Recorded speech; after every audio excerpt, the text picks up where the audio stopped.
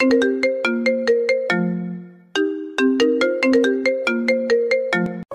Boring ভাবটা দূর করার জন্য বক্সের মধ্যে ফুল সাউন্ড দিয়ে গান শুনছিলাম আর মনের সুখে নাচতেছিলাম। হঠাৎ কে জানি বেলকনিতে ঢিল দিল। আমি বক্সের সাউন্ড কমিয়ে বেলকনিতে গেলাম। দেখি অনেক বড়সড় একটা ইটের কণা কারো মাথায় পড়লে সে এতক্ষণে শেষ ছিল। আমি বাইরে তাকিয়ে দেখি পাশের বাড়ির ছাদ থেকে একটা মেয়ে দাঁড়িয়ে আছে, আমার দিকে তাকিয়ে আছে কেমন একটা রাগী ভাব নিয়ে। আমি জোরে বললাম, ঢিল দিয়েছে কে জানেন? জানি। কে?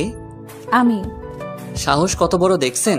নিজে ঢিল মেরে আবার কি করে বলে আমি ঢিল মারছি। বলবো না তো কি করব? তুই যে এত জোরে সাউন্ড দিয়ে গান শুনতেছস আর এদিকে আমার যে ঘুমের সমস্যা হইতেছে সেটা খেয়াল রাখোস। আমি মনে মনে ভাবলাম, আরে এই মেয়ে তো গায়ে পড়ে ঝগড়া করতে আসছে, আমিও কম না। দেখি কতক্ষণ ঝগড়া করতে পারে। আমার ঘরে আমি গান শুনতেছি, তাতে আপনার কি? কি তোর সাহস তো কম না? জানিস আমি কে? কে আবার? যত সব আজ আইরা মেয়ে। তোরা যে বাসাতে থাকো সেটা কার বাসা জানোস? এটা আমার কাকার বাসা। এখন বললে সাথে সাথে তোদের বের করে দিবে। ভাবলাম যদি বলে দেয়, আর যদি বলে বাসা ছেড়ে দিতে, পরে কি হবে? দূর, আমি হার মানব না। পরেরটা পরে দেখা যাবে। বলেন বলেন, তাতে আমার কিচ্ছু যায় আসে না। বক্স একটা না 10টা লাগিয়ে শুনবো। দাঁড়া, তোরে দেখাচ্ছি মজা। এই বলে আরেকটা ইটের কণা হাতে নিয়ে ঢিল দিয়ে বসলো। আমি প্রস্তুত ছিলাম না, ভাবছিলাম ভয় দেখাবে, কিন্তু না, ডাইরেক্ট মেরে দিল আর সোজা আমার হাতের এক সাইডে গিয়ে লাগলো। সাথে সাথে সেখান থেকে রক্ত বের হওয়া শুরু করলো। আমি দৌড় দিয়ে ঘরের ভিতরে চলে আসলাম, বক্স বন্ধ করে দিলাম। ভাবলাম মেয়েটা মনে হয় পাগল। পাগল না হলে কি করে এভাবে ঢিল মারতে পারে? কেটে যাওয়া অংশটা ধুয়ে স্যাভলন লাগিয়ে ওয়ান টাইম ব্যান্ডেজ লাগিয়ে নিলাম। বেলকনিতে উকি দিয়ে দেখি মেয়েটা আছেনি। দেখি এই কড়া রোদের মধ্যে বসে আছে। পাগল নাকি? থাক, পাগলকে ডিস্টার্ব করে লাভ নেই। যদি ঢিলটা মাথায় লাগতো তাহলে এতক্ষণে আকাশে থাকতাম। এমন সময় কে জানি দরজায় টোকা দিল। খুলে দেখি মা, বাবা আর ছোট বোন। মা আমার হাতে ব্যান্ডেজ দেখে বলল, কি রে, তোর হাতে ব্যান্ডেজ কেন? আরে দরজার একটু আঁচড় লাগছে। ভালো হয়েছে, খুশি হয়েছি। আমার বোনের নাম মরিয়ম। আমি মরে গেলেও তো তুই খুশি হবি। হয়েছে, চুপ কর, এখন ঘরে ঢোক। দরজা খুলে আমার ঘরে চলে আসলাম। এসে শুয়ে রইলাম। আসলে আমরা এই বাড়িতে নতুন উঠছি। আমাদের আসল বাড়ি নরসিংদী। আমি হয়েছি ঢাকায় ছোটবেলা থেকে। ঢাকায় কিন্তু সমস্যা হলো, কোনো বাসা আর এলাকা স্থায়ীভাবে হলো না। আমার এই 22 বছরে মনে হয় 10 বার বাসা চেঞ্জ করছে আব্বাই। এইবারও তাই হয়েছে। আমার আব্বা একজন উকিল, সে অনুযায়ী সবাই সম্মান করে। গত 2 দিন আগে এই বাসায় উঠছি আমরা। আজকে সকালে নতুন বাসার কিছু কেনাকাটার জন্য তারা বাজারে গিয়েছিল। সকাল থেকে একা, তাই একটু গান শুনছিলাম। তারপরও এই কাহিনী। বেলকনিতে থেকে উকি দিয়ে দেখি মেয়েটা নাই। মেয়েটাকে মনে হলো আমার থেকে বড়। মরিয়ম এসে দরজায় টোকা দিল আর বলল, ভাই, মা ডাকতেছে, খেয়ে যাইতি। তুই যা, আমি আসতেছি। খেয়ে দিয়ে দিলাম এক ঘুম। ঘুম থেকে উঠে বিকালে বের হলাম। একটা সিগারেট না খাইলে হবে না। এলাকার এক চিপার চায়ের দোকানে গিয়ে বসলাম। একটা চা আর একটা বেনসন খাইলাম। শরীরটা চাঙ্গা হয়ে গেল। সন্ধ্যায় বাসায় এসে পড়াতে বসলাম। পরদিন সকালে কলেজে যাওয়ার জন্য বের হলাম। রিকশার জন্য দাঁড়িয়ে রইলাম বাসার নিচে। পাশের বাসা থেকে একটা মেয়ে বের হলো। আমি আর চোখে তাকিয়ে অবাক হয়ে গেলাম। আরে এ তো ওই মেয়েটা। আমি না দেখার ভান করে দাঁড়িয়ে রইলাম। কে জানি আমাকে ডাক দিল। মনে হলো মেয়েটা। মনে হয় গতকালকের ঘটনার জন্য মাপ চাইবে। ওই দেখে যা। আমাকে ডাকছেন? হুম। আমি কাছে গিয়ে দাঁড়ালাম। মেয়েটি বলল, গতকাল কি তুই ফুল সাউন্ড দিয়ে গান শুনছিলি? আমি মনে মনে ভাবলাম, এখন যদি বলি আমি, তাহলে আবার মাইট দিবে নাকি? তার চেয়ে ভালো না করে দেই। না, আমার তো মোবাইলই নাই। গান তো দূরের কথা। মিথ্যা বলবি না। মোবাইল যদি পাই, মোবাইল কিন্তু আমার। না মানে মোবাইল আছে, কিন্তু গান আমি শুনি নাই। সত্যি বলছি। মিথ্যা কথা বলার আর জায়গা পাস না। আমার স্পষ্ট খেয়াল আছে তুই ছিলি এটা। সত্যি বলছি আপু। থাবড়াইয়া সবগুলো দাঁত ফালায় দিব আবার মিথ্যা বললে। সরি আপু, মাফ করে দেন। নেক্সট টাইম যদি এরকম জোরে সাউন্ড দিয়ে গান শুনোস তাহলে তোর খবর আছে। চর খাওয়ার আগে ভাগ। আমি সেখান থেকে রিক্সা নিয়ে চলে আসলাম। ভাবলাম মাপ চাইবে, কিন্তু হলো কি, আমি মাপ চেয়ে কুল পাই না। কলেজ থেকে এসে লিফটের জন্য ওয়েট করতেছি। আমাদের ফ্ল্যাট হলো 6 তলায়। তখনই বাড়ির মালিকের ছেলের সাথে দেখা হলো। ওনার নাম নিলয়। নিলয় ভাই বলল, সাকিব, কি খবর? সরি, আমার নাম সাকিব। বলতে ভুলে গেছি। এই তো ভাই, আলহামদুলিল্লাহ ভালো। আপনার? ভালো। কোথায় গিয়েছিলে? কলেজে। তুমি জানি কোন ইয়ারে? Second year. ভালো করে পড়াশুনো করো। জি ভাই। তুমি বলে জুড়ে সাউন্ড দিয়ে গান শোনো। আরে ভাই তেমন কিছু না, একটু শুনছিলাম। গান শোনো ঠিক আছে, কিন্তু সাউন্ড কমিয়ে শোনো। পাশের বাড়ি থেকে কমপ্লেন দিয়েছে আমার কাছে। ওকে ভাই। ওকে, যাও তাহলে। আমি রুমে চলে আসলাম। ভাবলাম কি আজব মেয়ে রে বাবা, নিজে কতক্ষণ বকলে আবার বাড়িওয়ালার কাছে বিচার দিল, আবার আমার হাতও ঢিল দিয়ে কেটে ফেললো। এসব ফালতু মেয়েদের থেকে দূরে থাকাই ভালো। আমি পাশের বাড়ির ছাদে তাকিয়ে অবাক হয়ে গেলাম। দেখি ওই মেয়েটা মনের সুখে সিগারেট টানতেছে। আমি মোবাইল দিয়ে ছবি তুলে নিলাম। ভাবলাম পরে ব্ল্যাকমেইল করে কোনো মাইরের জায়গা থেকে বাঁচা যাবে। আমি বেলকনিতে গিয়ে কানে হেডফোন লাগিয়ে গান শুনতে লাগলাম আর মেয়েটাকে দেখতে লাগলাম কি করে। বেলকনিতে গিয়ে আমাকে দেখে সিগারেট খাওয়া বন্ধ করে ফেলে। আমাকে লক্ষ্য করে বলল, কিরে তুই সারাদিন ব্যালকনিতে কি করস? আমি কান থেকে হেডফোন খুলে বললাম, সারাদিন বেলকনিতে মানে? মাত্রই তো আসলাম, আর আমাদের বেলকনিতে আমি আসবো না? না, তুই আসবি না। কেন আসবো না? ভাড়া দিয়ে থাকি না? আমার মুখের উপর তর্ক করস? তর্কের কি আছে? আমাদের বেলকনিতে আমি আসবো না তো কে আসবে? যত সব আজাইরা কথাবার্তা। আপনার নামে বাড়িওয়ালার কাছে বিচার দিব। আমি আজাইরা কথাবার্তা বলি? তো সাহস দেখে আমি অবাক হয়ে যাচ্ছি। তোরে যদি আমি এ বাসা থেকে বের না করি তাহলে আমার নাম সুবর্ণা না। তাহলে মেয়েটির নাম সুবর্ণা। যাই হোক, নামটা পছন্দ হয়েছে। আপনি বালডা ফালাইবেন। আমি বকা দিয়ে সাথে সাথে মুখে হাত দিয়ে বসলাম। কি বলি তুই? কিছু না, বলছি আপনার নামটা অনেক কিউট। ফয়সলামি করস? তুই ভুলে যাস না আমি তোর থেকে বড়। জানি আপু। যা ভেতরে যা, ব্যালকনিতে যেতে না দেখি। ওকে আপু। এই বলে আমি ভিতরে চলে আসলাম। আসলে ওদের বাড়িটা 5 তলা, কিন্তু আমরা থাকি 6 তলা, যার কারণে ওদের ছাদ আমার বেলকনির সমান সমান হয়। আমি বিকালে বের হলাম, একটা চিপা বিচারতাছি সেখানে শান্তিমতো সিগারেটটা খাওয়া যাবে। অবশেষে মনে হলো পাইছি। আমি সোজা চিপাই ঢুকে গেলাম। গিয়ে যা দেখলাম সেটা দেখার জন্য আমি মোটেও প্রস্তুত ছিলাম না। দেখি সুবর্ণা আরেকটা মেয়ে বসে আছে, তারা মনের সুখে সিগারেট টানতেছে। আমাকে দেখে অবাক হয়ে যায়, সাথে সাথে সিগারেট খাওয়া বন্ধ করে ফেলে বলল, কিরে তুই এখানে কি করস? তেমন কিছু না আপু, এলাকাটা একটু ঘুরে দেখছিলাম। এলাকা ঘুরবি ভালো কথা, কিন্তু তুই এই চিপাই কেন? আমি ভাবছিলাম এখান দিয়ে কোনো রাস্তা আছে। আমার তো বিশ্বাস হয় না। এই সাদিয়া ওরে চেক করতো। সাদিয়া চেক করে আমার কাছ থেকে একটা বেনসন পেল। বেনসনটা নিয়ে সুবর্ণার কাছে দিল। সুবর্ণা বলল, আমিও ভাবছিলাম তুই কি করে এত সাধু হতে পারস। আসলে আপু এটা আমার না, ওই সামনে আমার এক বন্ধুর জন্য কিনছিলাম। চুপ, একদম চুপ। এত মিথ্যা কথা তুই কোথা থেকে বলস? সরি আপু। তুই যে সিগারেট খাস এটা সোজা তোর বাপের কাছে বিচার যাইবে। কিন্তু আপনিও তো খান। আমার সাথে থোড় তুলনা। হুম। এখন বিচার না দিতে পারি একটা শর্তে। কি? আমাদের দুজনকে তোর খাওয়াতে হবে। আমি এই ফাঁকে ওই দিন যে ছাদে দাঁড়িয়ে সিগারেট টানছিল ওই ছবিটা সুবর্ণাকে দেখাইলাম। সুবর্ণা দেখে কতক্ষণ হাসলো, তারপর নিজের ফেসবুক প্রোফাইলের ছবিগুলো দেখাইলো। দেখে আমি পুরো অবাক। দেখি সুবর্ণা ওপেনলি সিগারেট মুখে নিয়ে ছবি তুলে ফেসবুকে পোস্ট দিয়েছে। তারপর একটা দুইটা না অনেকগুলো। আমার মুখের অবস্থা দেখে সুবর্ণা বলল, এখন যাবি নাকি তোর বাপের কাছে যাব? যাইতেছি আপু। আমি দোকান থেকে তাদের জন্য আইসক্রিম নিয়ে গেলাম। আইসক্রিম পেয়ে ওদের আনন্দ আর দেখে কে। এতক্ষণে আমার ওই বেনসনটা ওরা সাবার করে ফেলেছে। আমি বললাম, আপু আমি তাহলে যাই। দাঁড়া, আমিও যাব। সাদিয়া জায়গা, পরে কথা হবে।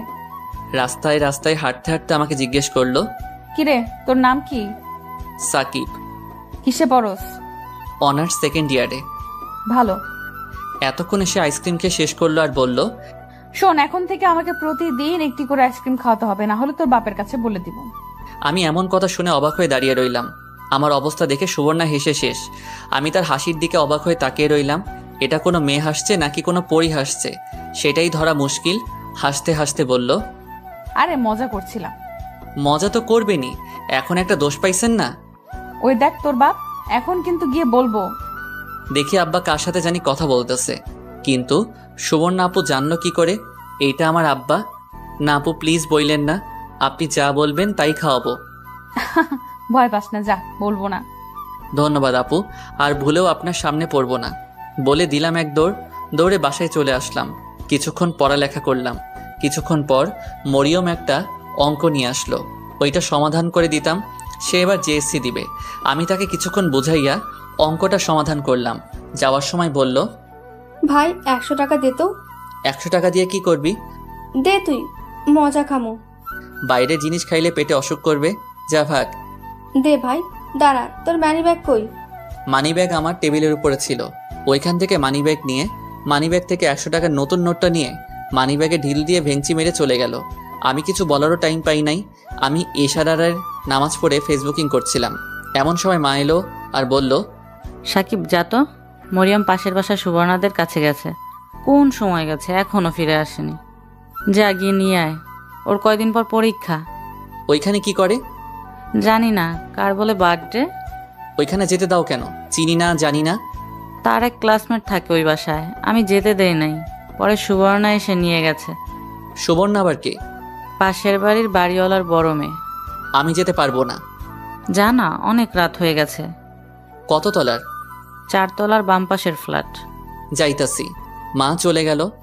ওই বাসায় গেলে আবার যদি সুবর্ণার সাথে দেখা হয়, পরে আবার কি জানি হয়। যাই হোক, আমি শরীরে বডি স্প্রে মেরে বের হলাম। পাশের বাড়ির দরজার মধ্যে দিয়ে ঢুকলাম। ভাবলাম সিঁড়ি দিয়ে উঠে যাই। আমি 2 তলায় উঠলাম। খেয়াল করলাম ওপর থেকে কে জানি গান গাইতে গাইতে নিচে নামতেছে। আমাকে পাশ কেটে চলে গেল। মনে মনে ভাবলাম, মনে হয় বেঁচে গেছি। এ বাসার সব মেয়ে মনে হয় সুবর্ণার মতোই হবে। এসব মেয়েদের থেকে দূরেই থাকা ভালো। কিন্তু না, মেয়েটি মনে হয় কিছু বলল। এই যে শুনছেন? জি, আমাকে বলছেন? হ্যাঁ, আপনাকে আপনাকে আগে তো এই বাসায় দেখি নাই। এখানে কি করছেন? আমি পাশের বাসায় থাকি। এখানে এসেছি সুবর্ণা আপুদের বাসায়। কিন্তু এই বাসা তো কোনো সুবর্ণা থাকে না। কি বলেন? আমার মতো বলল। 4 তলার বাম পাশের ফ্ল্যাটে থাকে। আপনার মা কিছু জানে না, সুবর্ণরা থাকে এই বাসার পরের বাড়িতে। না, এই বাসায় থাকে। শোনেন, আমি এই বাসায় 10 বছর ধরে থাকছি, আমি জানি না। কিন্তু মা তো বলল, আর আমিও দেখছি সুবর্ণা এই বাসায় থাকে। বললাম না এই বাসায় থাকে না। এখন যদি আপনার উপরে যান তাহলে আপনার নামে কমপ্লেইন দিব। আপনি এই বাসায় চুরি করার জন্য ঢুকেছেন। এই মেয়ের এই কথা শুনে আমি কথা বলার ভাষা হারিয়ে ফেলেছি। মেয়েটি বলে কি দেখো, জানতাম মালিক যেমন ভাড়াটিয়ারা তো ওই রকমই হবে। কি বলবো কিছুই বুঝতেছি না। আমি বললাম, যান, আপনি গিয়ে বলেন।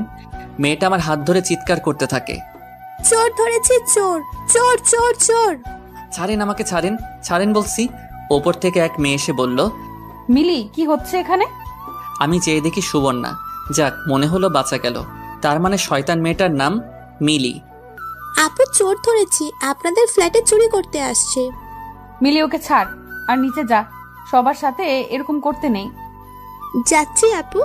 আমি বললাম, আপু, আমি কিছুই করি নাই। ও আমাকে কথার প্যাচে ফেলে চোর চোর বলতেছে। এই কথা শুনে সুবর্ণা কিছুক্ষণ হাসলো, বলল, তোর মতো বোকা আমি আর দেখিনি। একটা পিচ্চি মেয়ে, তাকে কি বোকাটাই না বানালে? এই বলে আরো কতক্ষণ হাসলো। আমি বোকার মতো দাঁড়িয়ে রইলাম। সুবর্ণার হাসিটা আমার খুব ভালো লাগছে। সুবর্ণা একটা আধুনিক ডিজাইনের 3 পিস পরছে, একেবারে তাকিয়ে থাকার মতো।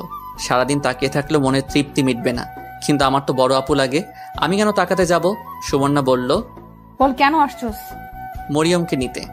ও, উপরে আয়। আমি সুবর্ণার পিছনে পিছনে ওদের ফ্ল্যাটে গেলাম। মরিয়মকে ডাক দিল। মরিয়ম আসলে সুবর্ণা মরিয়মের হাতে একটা ব্যাগ ধরিয়ে দিল। আমি মরিয়মকে নিয়ে আসার সময় জিজ্ঞেস করলাম, তুই সুবর্ণা আপুদের সাথে এত তাড়াতাড়ি ফ্রেন্ড করলি কিভাবে? সুবর্ণা আপুর ছোট বোন আমার ক্লাসমেট। ও, তুই সুবর্ণা আপুর নাম জানলি কোথা থেকে? মা বলছে। সুবর্ণা আপুকে আমার খুব ভালো লাগে। কেন? আমাদের সাথে খুব হাসি খুশি থাকে আর অনেক অনেক মজার কথা বলে, যেগুলো শুনলে তুই তো হাসতে হাসতে শেষ হয়ে যাবি। ভালো।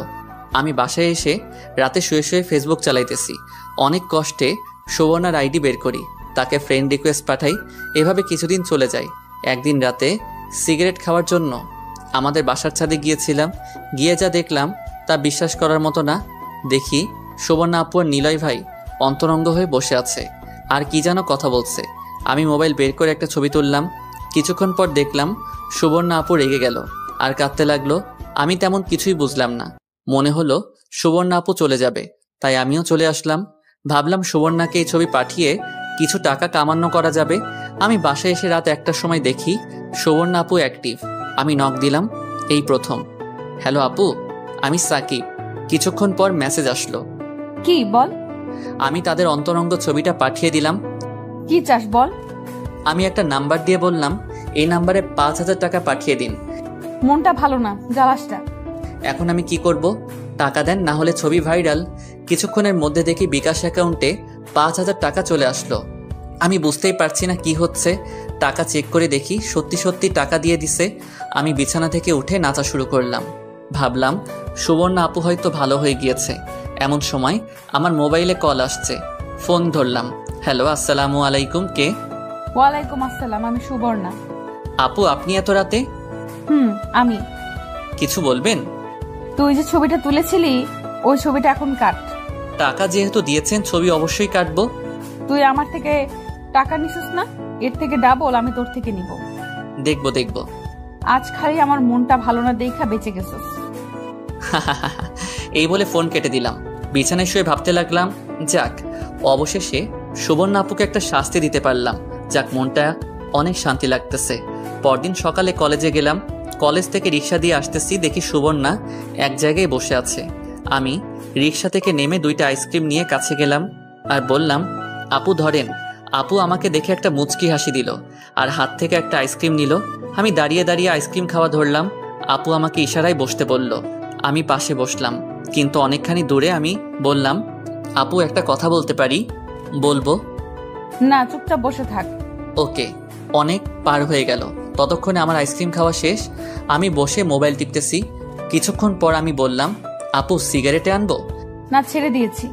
এই বলে আপু দাঁড়িয়ে আমাকে ঠাস ঠাস করে 2টা চড় দিল। আমার হাসি মুখটা উবে গেল। আমি ফ্যাল ফ্যাল করে তাকিয়ে রইলাম আপুর মুখের দিকে। আপু বলল, তোর সাহস হয় কি করে আমাদের অন্তরঙ্গ ছবি তুলতে? তুই কয়দিন হয়েছে এই বাসায় আসছস? ওই দিন সিগারেট খাইছি, ওইটার ছবি তুলছিস, কিছু বলি নাই। আবার আমার কাছে টাকাও চাস? কত বড় সাহস! এই বলে আমাকে আরো 2টা চড় দিল। আমার চোখ দিয়ে পানি চলে আসলো। আমি কিছুই বলছি না, নিচের দিকে তাকিয়ে রইলাম। আমি মানিব্যাগ থেকে 5,000 টাকা হাতে নিয়ে দিয়ে দিলাম। দে, আমার টাকা দে। গতকাল মনটা ভালো ছিল না বলে তোকে কিছু করিনি, না হলে রাতেই তোকে একটা শিক দিয়ে ছাড়তাম। সরি আপু। রাখ তোর সরি। আর যদি জীবনেও তোকে আমার আশেপাশে দেখি তাহলে তোর খবর আছে, আর তোকে এই সপ্তাহের ভেতরে বাসা ছাড়তে হবে। প্লিজ আপু, বাড়িতে কিছু বললেন না। আপনি যা বলবেন আমি তাই করব। প্লিজ আপু। তোর কিছুই করা লাগবে না, তুই শুধু আমার সামনে পড়িস না। আপু আর জীবনেও আপনার সামনে আসবো না। যত সব ছেঁচড়া মানুষ, কোথা থেকে যে এগুলো আসে। আর শুন, তোকে যেন আর ব্যালকনিতে না দেখি। আচ্ছা। সুবর্ণার মোবাইলে কে জানি কল দিল। কথা বলতে বলতে চলে গেল। আমি বোকার মতো বসে রইলাম। কোথা থেকে কি হয়ে গেল? মোবাইলটা বের করে দেখি চরের দাগ হয়ে গেছে। এমন দজ্জাল মেয়ে আমি জীবনেও দেখি নাই। মনটা সত্যি অনেক খারাপ হয়ে গেল। একটা সিগারেট ধরাইলাম, অনেকক্ষণ বসে রইলাম। বাড়িতে গিয়ে কি করব? মা যদি চরের দাগ দেখে তাহলে আমার খবর আছে। না, চরের দাগ এখনো যাই নাই। কি করব কিছুই বুঝতে পারছি না। সন্ধ্যা প্রায় কাছাকাছি। দেখি সুবর্ণা আপু আবার আসতেছে। এসে আমাকে বলল, তুই বেহায়ার মতো এখনো এখানে বসে আসছস? তোর লজ্জা শরম বলতে কিছু নেই? আপনার প্রবলেম কি? আমাকে মারছেন, এরপরেও মনে ঝাল মিটে নাই? না, তোরে আমার সারা দিন মারলেও মনের ঝাল মিটবে না। তুই যা এখান থেকে, না হলে কিন্তু আরেকটা দিব। না, আমি যাব না। আপনার মন চাইলে আপনি যান। যাবি না? দেখাচ্ছি মজা। এই বলে সুবর্ণা মারতে আসলো। আমি হাত ধরে কাছে টেনে এনে বললাম, আমি যাব না, কারণ একটু পর আমার গার্লফ্রেন্ড আসবে আমার সাথে দেখা করতে, বুঝছেন? এই বলে সুবর্ণার হাত ছেড়ে দিলাম। তোকে দেখে নিব আমি, তোকে দেখে নিব। বলতে বলতে এক রিকশায় উঠে চলে গেল। আমি কিছুক্ষণ বসে রইলাম।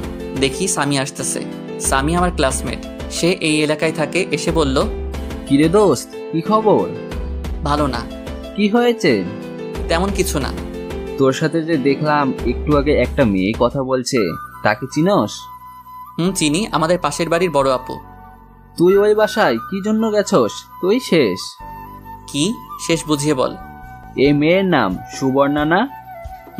আচ্ছা, সুবর্ণাপুর সম্পর্কে যা জানিস সব বল। তুই যে বাসায় থাকোস ওই বাসার মালিকের ছেলে কিন্তু নিলয় ভাই। তো নিলয় ভাই সুবর্ণা আপুর ভালো সম্পর্ক ছিল। নিলয় ভাই মনে হয় বলেছিল সুবর্ণাকে বিয়ে করবে 4-5 বছর আগে, কিন্তু তখন নিলয় ভাইয়ের চাকরি ছিল না। বলছিল সুবর্ণা ওয়েট করবে নিলয়ের জন্য, কিন্তু এই কিছুদিন আগেই নিলয় ভাইয়ের একটা ভালো চাকরি হয়েছে। এখন বলে নিলয় আর সুবর্ণাকে বিয়ে করবে না, কারণ সুবর্ণার বলে বয়স বেশি হয়ে গেছে। তাহলে এই ব্যাপার? কিন্তু তুই কি করে জানলি এত কথা?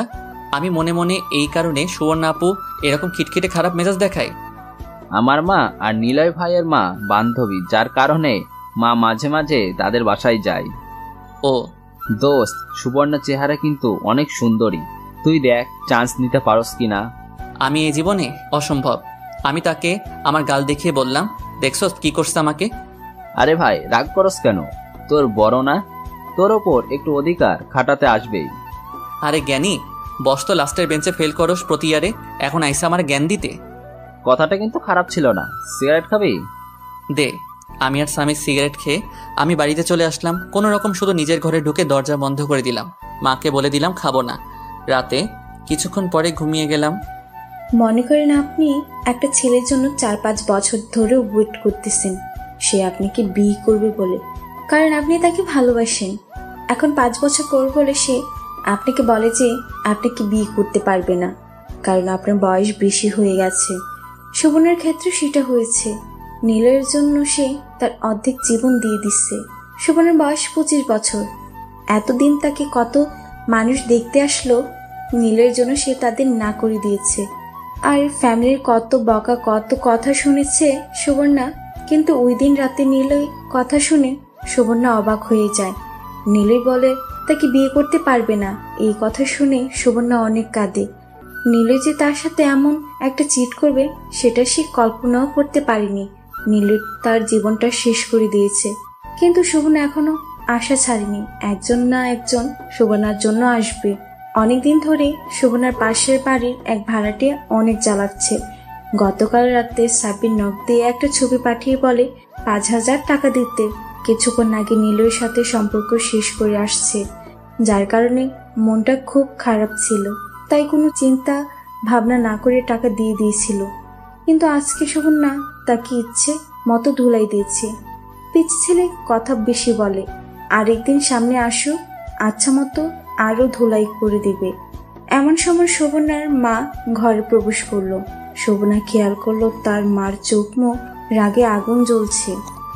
দিলি তো সব শেষ করে? কি শেষ করলাম?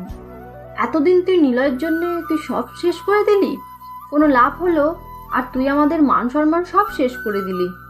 নিলয় যে এত বাটপারে চিটারি করবে আমার সাথে, সেটা কি আমি জানতাম?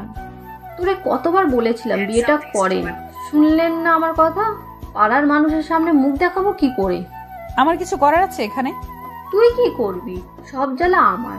যদি আমার কথা মতো বিয়ে করতি তাহলে আজ আমার একটা ভোগান্তি পোহাতে হতো না। আর যাতে নিলয়ের আশেপাশে তোকে না দেখি, আল্লাহ আল্লাহ কর যাতে তোকে কেউ দেখতে না। সব শেষ করলি তুই।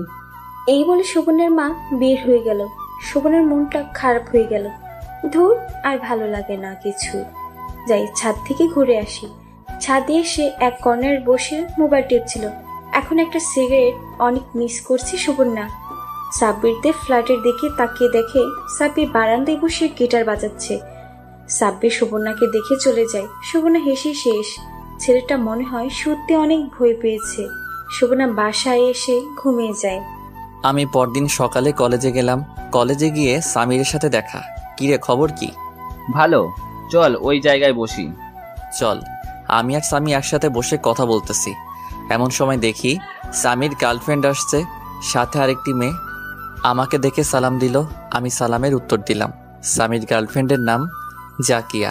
জাকিয়া বলল, সামি, এ হলো নাদিরা, আমার কাজিন। সেই কলেজে নতুন আসছে। ভালো। সামি তোরা কথা বল, আমি যাই। আরে বস না, আমিও তো যাব। ওকে। সামি আর জাকিয়া উঠে চলে গেল। একটু দূরে গিয়ে বসলো। নাদিরা বলল, ভাইয়া বসতে পারি? বসেন। আমার একটু কাজ আছে, আমাকে এখন যেতে হবে। এই সামি যাই, পরে কথা হবে। আমি রিক্সা দিয়ে বাসায় আসতেছি। এদিক ওদিক তাকিয়ে দেখলাম একটা ব্যাংক। মনে হলো আরে আমার তো কোনো ব্যাংক অ্যাকাউন্ট নাই, যাই ব্যাংক থেকে ঘুরে আসি। রিক্সা দাঁড় করিয়ে ব্যাংকে ঢুকে গেলাম। তাকিয়ে দেখি অনেক মানুষ। কার কাছে যাব? সামনে একজনকে বললাম, ভাই আমি নতুন একটা ব্যাংক অ্যাকাউন্ট খুলবো। 3 তলায় জমির ভাইয়ের সাথে দেখা করেন। আমি 3 তলায় এসে জমির ভাইয়ের টেবিল খুঁজে বের করলাম। দেখি অনেক মানুষ। কি করব? আমি 2-1জনকে টপকিয়ে বললাম, ভাই নতুন একটা অ্যাকাউন্ট খুলবো। এখান থেকে 4 টেবিল পরে। আমি 3টা টেবিল পাস করে দেখলাম 4 নাম্বার টেবিলটা অনেক দূরে, কিন্তু টেবিলটা খালি। আমি টেবিলের কাছে গিয়ে একটা চেয়ারে বসে পড়লাম। অনেকক্ষণ হয়ে গেল, কেউ আসছে না। ভাবলাম চলে যাব এমন সময় একটা মেয়ে এসে বলল, কি লাগবে বলেন। আমি তাকিয়ে অবাক না হয়ে পারলাম না। দেখি সুবর্ণা আমার সামনে দাঁড়িয়ে আছে। এখন কি করব? আমি চেয়ার থেকে উঠে চলে আসতে লাগলাম। ওই দাঁড়া, কোথায় যাস? এখানে আয়। আমি আবার কাছে গেলাম, চেয়ারে বসলাম। কি জন্য আসছস? একটা অ্যাকাউন্ট খুলবো, জমির ভাই পাঠাইছে। কার জন্য? আমার জন্য। এই নে ফর্ম, আগামীকাল এটা পূরণ করে নিয়ে আসবি। রাখেন আপনার ফর্ম, আমি আর ব্যাংকের মুখই দেখব না। তোরে বলছি না ফর্ম আনতে? ফর্ম পূরণ করবি, সাথে তোর আইডি কার্ডের ছবি নিয়ে আসবি। ওকে, এখন আমি যাই। এই বলে সোজা আমি বাসায় চলে আসলাম। আগে যদি জানতাম এখানে সুবর্ণা চাকরি করে, তাহলে সেখানে আমি জীবনেও যাইতাম না। এখন সামনে পড়লে আবার একটা ঝামেলা করবে, আর ভুলেও সুবর্ণার সামনে পড়া যাবে না। এভাবে অনেক দিন চলে গেল। একদিন নিলয় ভাই এসে তার বিয়ের কার্ড দিয়ে গেল। দেখি আর 1 সপ্তাহ পর নিলয় ভাইয়ের বিয়ে। সুবর্ণা বেচারি মনে হয় কেঁদে কেঁদে শেষ। ঠিকই আছে, এটা তার প্রাপ্য। আমাকে অনেক জ্বালাইছে। আমি বিকালে বেলকনিতে গিয়ে গিটার বাজাইতেছি। নিচে তাকিয়ে দেখি সুবর্ণা এসেছে। আমাকে লক্ষ্য করে বলল, কিরে কি করিস? গিটার বাজাই। পরে তুই আর ব্যাংকে যাস নাই কেন? আপনি তো বলছিলেন আপনার সামনে না পড়তাম। আরে মজা করছি। মজা করছেন? সামনে পড়লে পরে আবার মারতেন। আরে মারতাম না, তুই নিচে আয়, তোর সাথে এক জায়গায় যাব। না, আমি আপনার সাথে কোথাও যাব না। না গেলে পরে খবর আছে। ভালো হয়েছে, আপনার সাথে কোথাও যাব না। আয় প্লিজ। আসবো একটা শর্তে। কি? আমাকে মারতে পারবেন না। ওকে, মারবো না। আমি রেডি হয়ে নিচে গিয়ে দাঁড়ালাম। দেখি সুবর্ণা আসলো। আমি বললাম, কোথায় যাবেন আপু? চল দেখি কোথায় যেতে পারি। সুবর্ণা রিক্সা ডাক দিতে যাবে। আমি বললাম, আপু আমি রিক্সা দিয়ে যাব না। তো কিভাবে যাবি? হেঁটে যাব। তুই এতখানি রাস্তা হেঁটে যাবি? আচ্ছা রিক্সা 2টা নেন।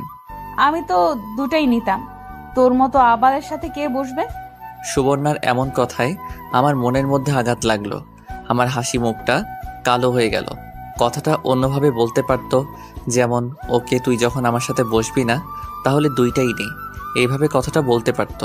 মনটাই চাচ্ছে সুবর্ণার সাথে কোথাও না যাইতে। সুবর্ণা বলল, কিরে যাবি নাকি? রিক্সায় ওঠ। আমি রিক্সায় উঠলাম। মনটাই চাচ্ছে না কোথাও যাইতে। কিছুক্ষণ চলার পর একটা ফোন আসলো। ধরে দেখি সামি। কিরে তুই কই? কেন? এলাকার পাশে একটা বাগান আছে না, ওইখানে আয়। না রে দোস্ত, আসতে পারবো না। আয় না বেটা, অনেক মজা হবে। আমি আছি, জাকিয়া আছে, নাদিয়াও আছে। না রে দোস্ত, এখন আসতে পারবো না। আমি এক জায়গায় যাইতেছি। তুই কোথায় যাইতাছস? জানি না, একটু পরে ফোন কর। আমি রিক্সা থেকে নেমে সুবর্ণাকে জিজ্ঞেস করলাম, আপু কোথায় যাইতেছেন? কেন? তোকে বলছি না আমার সাথে আসতে? না, বলেন কোথায়? ওই যে সামনের বাগানে। ওকে। সামিকে ফোন দিয়ে বলে দিলাম আমি আসতেছি। তো সেখানে চলে আসলাম। দেখি সামিরা এক জায়গায় বসে আড্ডা দিতেছে। আমি সুবর্ণাকে বললাম, ওই যে আমার বন্ধুরা, আপনি একটু ঘুরেন, আমি তাদের সাথে কথা বলে আসি। না, ওদের সাথে পরে যাস। চল এদিকটা থেকে হেঁটে আসি। প্লিজ আপু, একটু দাঁড়ান, তাহলে আপনিও চলেন। না, আমি যাব না। 2 মিনিটের ভেতর কাজ শেষ কর। ওকে। আমি সামিদের কাছে চাই। সামি বলল, দোস্ত আসতো তো, বস। না রে, সুবর্ণা আপু আসছে। কি বলবি বল। আরে তারে আবার নিয়ে আসতে গেলে কেন? সেই তো আমাকে এখানে নিয়ে আসলো। তারে বল চলে যেতে। পাগল নাকি? পরে আমার খবর আছে। প্লিজ ভাইয়া থাকেন না। নাদিরা ঠিকই বলেছে। না রে দোস্ত, আমি তোদের সাথে পরে দেখা করব। এই বলে আমি চলে আসলাম সুবর্ণার কাছে। সুবর্ণা বলল, চল ওই দিকটায় যাই। ওকে চলেন। তারপর দুজন হেঁটে সামনে গেলাম। দেখি আইসক্রিমের দোকান। আমি সেখান থেকে গিয়ে আইসক্রিম আনলাম। সুবর্ণাকে একটা দিলাম। সুবর্ণা বলল, চল ওইদিকে গিয়ে বসি। ওকে। আমি আর সুবর্ণা গিয়ে বসলাম এক জায়গায়। আমি অনেকখানি দূরে বসলাম। সুবর্ণা বলল, তুই কি আমাকে ভয় পাস? অনেক। ভয় পাবি কেন? আমি কি বাঘ না ভাল্লুক? না, আপনি অনেক রাগী, তাই আপনাকে অনেক ভয় করে। আরে না, আসলে তোকে অনেক মারছি, সেজন্য সরি। আমি কিছু বলতে যাব, পিছন থেকে নাদিরা বলল, সাকিব ভাইয়া আপনার সাথে কথা ছিল। আমার সাথে? আপু একটু বসেন, আমি আসতেছি। আমি উঠে নাদিরার সাথে গেলাম। কি বলবা বলো? আপনাকে অনেক আগেই বলতে যাচ্ছিলাম এই কথাটা, কিন্তু সাহস হচ্ছিল না। বলেন। আমার আপনাকে ভালো লাগে। আমি এমন কথা শুনে আমি অবাক হয়ে যাই। এই পর্যন্ত আমাকে কেউ বলল না আমাকে ভালো লাগে কিংবা আমাকে পছন্দ করে। আজ এমন কথা শুনে সত্যি অবাক লাগছে, আর নিজেকে সত্যি ভাগ্যবান মনে হচ্ছে। নাদিরা খুব সুন্দরী। আমি মনে মনে এমন একটা মেয়ে চাচ্ছিলাম। আমি বললাম, ভালো। এই প্রথমবার এমন কথা শুনে ভালো লাগছে। প্লিজ আপনার নাম্বারটা দেন। মোবাইল দিয়ে বলল। আমি মোবাইলের মধ্যে আমার নাম্বার দিয়ে দিলাম। প্লিজ কল ধরেন। ওকে। তাহলে আমি যাই। সাবধানে যাইও। আপনিও। নাদিরা চলে গেল। এতক্ষণ সুবর্ণার কথা মনেই ছিল না। চেয়ে দেখি সুবর্ণা বসে আছে। আমি গিয়ে বললাম, আপু চলেন, বাড়ি যাই। ওই মেয়েটা কি বলছে? তেমন কিছু না। বল। আসলে কি জানেন, আজ পর্যন্ত কোনো মেয়ে আমাকে লাইক করেনি। এই প্রথম কোনো মেয়ে আমাকে পছন্দ করছে। পছন্দ করছে? তোর মতো আবাল বোকারে গিয়ে পছন্দ করছে? ওই মেয়েটার কোনো রুচিই নাই। একটু বেশি বলে ফেলছেন না? আসলে তুই যেমন আবাল, তোর কপালে এমন আবালই জুটবে।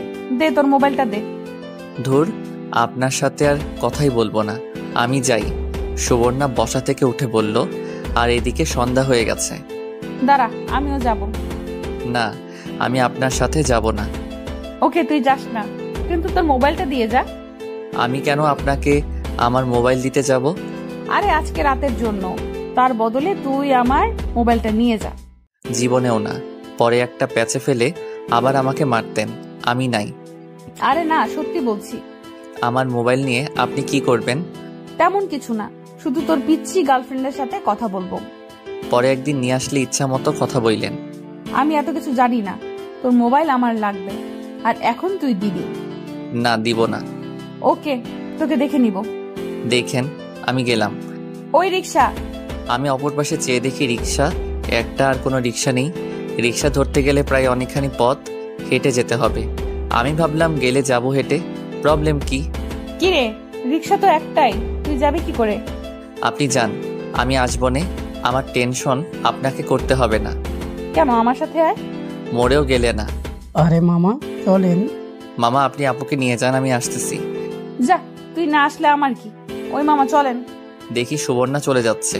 একটু সামনে গিয়ে রিক্সা দাঁড় করালো। সুবর্ণা রিক্সা থেকে নেমে সোজা আমার কাছে আসলো। আমার হাত ধরে টানতে টানতে রিক্সার কাছে নিয়ে গেল। বলল, ওই রিক্সায় ওঠ। না, আমি উঠবো না। মায়ের খাওয়ার আগে ওঠ। আমি ভাবলাম নিশ্চয়ই না উঠলে চর মেরে বসবে, তার চেয়ে ভালো উঠে যাই। আমি রিক্সায় উঠে পড়লাম। সুবর্ণা আমার পাশে উঠে পড়ল। একজনের শরীর আরেকজনের সাথে ধাক্কা লাগছে। আমি সুবর্ণার মুখের দিকে তাকালাম। দেখি সুবর্ণা জিনিসটা এনজয় করছে। আমি ভাবলাম ওর যদি কোনো প্রবলেম না থাকে তাহলে আমার কি প্রবলেম, আমিও এনজয় করি। যখন আমরা এলাকায় ঢুকি, সুবর্ণা বলল, মামা রিক্সা দাঁড় করান। রিক্সা দাঁড় করান কেন? এলাকায় ঢুকছস, এখন আমাকে আর তোকে যদি এইভাবে কেউ দেখে তাহলে তোর 12টা বাজাবে, আমারও 12টা বাজবে। কি 12টা বাজবে? ইস ন্যাকা, যেন কিছুই বোঝে না। নাম রিক্সা থেকে, আরেকটা রিক্সা নিয়ে আয়। আমি নেমে আরেক রিক্সা নিয়ে বাড়িতে আসলাম। এসে পড়াতে বসলাম। সামনে পরীক্ষা। সবসময় রেজাল্ট খুব ভালো হয় না, মোটামুটি হয়। আর অপেক্ষা করতে লাগলাম কোন সময় নাদিরা ফোন দেয়। সুবর্ণার সাথে আজকে একসাথে এক রিক্সায় বসলাম। এখানে আমার কোনো দোষ ছিল না, বিপদে পড়ে এমন হয়েছে। আমার তেমন কোনো ইচ্ছাই ছিল না। আমি পড়াতে মন দিলাম। কে জানি দরজায় কলিং দিল। মা গিয়ে দরজা খুলল। সুবর্ণার মনটা একটু ভালো না। আর কয়েকদিন পর নিলয়ের বিয়ে। নিলয়ের বিয়ের হওয়ার কথা ছিল সুবর্ণার সাথে, ওই বিয়ে হচ্ছে আরেকজনের সাথে। এমন কথা ভাবতেই ভিতরটা কেঁপে ওঠে সুবর্ণার। ওই দিন রাতে সুবর্ণার মা ঘরে আসে। সুবর্ণার মা এসে বলে, কিরে এখন কি করবি? নিলয় তো বিয়ে করে ফেলতেছে। আমি করব কি? তোর বাবাকে রাস্তার মানুষ জিজ্ঞাসা করে তোর বিয়ের কথা। সব দোষ নিলয়ের। সব দোষ তো আর তোর বাবার। তুই যদি আমার কথা মতো বিয়ে করতি তাহলে এমন হতো না। মেয়ের সাথে সাথে বাপেরও তাল দিয়েছে, এখন বোঝো। এমন সময় সুবর্ণার আব্বা ঘরে ঢোকে। সুবর্ণার মাকে বলে চলে যেতে। কিরে, তোর জন্য ছেলে দেখতে এসেছি। তোর কি পছন্দের কেউ আছে? না আব্বা। আমি কি তোর জন্য ছেলে দেখবো? না আব্বা, আপনি আমাকে কিছুদিন সময় দেন, পরে আমি আপনাকে জানাইতেছি। তোরা 1 মাস টাইম দিলাম, 1 মাসের মধ্যে তুই কাকে বিয়ে করবি আমাকে জানা। ঠিক আছে আব্বা। 1 মাস পর আমি যাকে বলবো তাকেই বিয়ে করতে হবে। ঠিক আছে আব্বা। এই বলে শোভনের বাবা চলে গেল। এখন শোভনা পাগলের মতো ছুটতেছে, কিন্তু কাউকেই পাচ্ছে না। একটা সময় ছিল শোভনার জন্য কত ছেলে পাগল ছিল। নীলয়ের মুখের দিকে তাকিয়ে সবাইকে ইগনোর করছিল, কিন্তু সেই নীলয় কুত্তার বাচ্চা এখন অন্য কাউকে বিয়ে করতেছে। শোভনা একজনকে পেয়েছে, সেটা আর কেউ না, সেটা হলো সাব্বির। সাব্বিরকে যদি ভালো করে দেখে তাহলে সাব্বির ভদ্র, হ্যান্ডসাম, সব দিক থেকেই পারফেক্ট। সমস্যা একটা, সেটা হলো বয়সে ছোট। কিন্তু সে কি শোভনাকে ভালোবাসবে? তোর কোনো মতে বিয়ে করতে পারলেই হবে। ভালোবাসবে না, তার কাছ থেকে ভালোবাসা আদায় করবে। এখন কাজ শুধু সাব্বিরকে লাইনে আনা। আজকে ঠিক করলো সাব্বিরকে নিয়েও কোথাও ঘুরতে যাবে। সেখানে গিয়ে দেখে একটা মেয়ে এসে সাব্বিরকে ভালোবাসে। এই মেয়েকে বিচার করতে হবে। তাই বলছিল সাব্বিরকে ফোনটা দিতে, কিন্তু সাব্বির তো দিবেই না। আর সুবর্ণ নাচরবান্দা রাতে গিয়ে সাব্বিরের বাসায় নক করলো। 2 বার নক করার পর সাব্বিরের মা এসে দরজা খুলে দিল। সুবর্ণা বলল, আন্টি আসসালামু আলাইকুম, কেমন আছেন? ওয়ালাইকুম আসসালাম। তুমি জানো কে? মনে পড়ছে, তুমি সুবর্ণা। জি আন্টি, আমি সুবর্ণা। ভিতরে এসো মা। সুবর্ণা ভিতরে গেল, দেখে সাব্বিরের মা রান্না করছে। সুবর্ণা বলল, আন্টি মরিয়ম কোথায়? ওই রুমে। সুবর্ণা প্রথমে মরিয়মের রুমে গেল। মরিয়ম সুবর্ণাকে দেখে দৌড়ে এসে জড়িয়ে ধরলো। সুবর্ণা আপু, তুমি আসছো? আমি তো বিশ্বাসই করতে পারছি না। তুমি কেমন আছো? জি আপু, অনেক ভালো। দেখি তুমি কি করতেছো?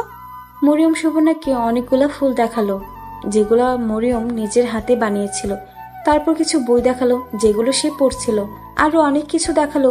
শেষমেশ কিছু পরীক্ষার কিছু সাজেশন নিয়ে সুবর্ণা মরিয়মের রুম থেকে এসে সাব্বিরের মার কাছে এসে দেখে সাব্বিরের মা রান্না করছে। সুবর্ণা কি সাব্বিরের মাকে হেল্প করতে লাগলো। আরে কি করতেছো? দাও আমি করি। আন্টি, নুডলস আমি খুব ভালো রান্না করতে পারি। আরে তুমি করতে যাবে কেন? তুমি আসছো আমাদের মেহমান। আন্টি লজ্জা নিয়েন না, আপনি তো আমার মায়ের মতো, আপনাকে সাহায্য করা আমার কর্তব্য। মা, তুমি জানো কি করো? আন্টি আমি ব্যাংকে চাকরি করি। খুব ভালো। আর আমার পোলায় সারাদিন ঘুরে খায় আর পরীক্ষায় ফেল করে।